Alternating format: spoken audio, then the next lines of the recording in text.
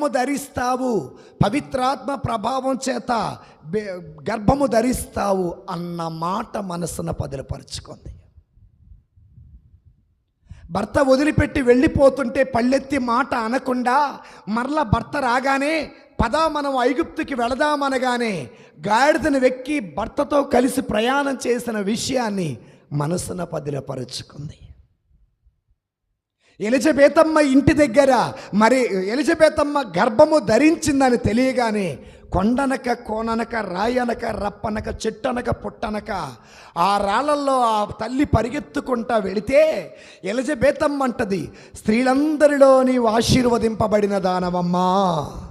అది మనసున పదిలపరుచుకోండి.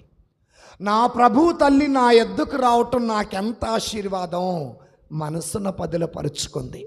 మరియమ్మ శుభవచనాలు వినగానే ఎలిజబెతమ్మ గర్భమందల శిశువు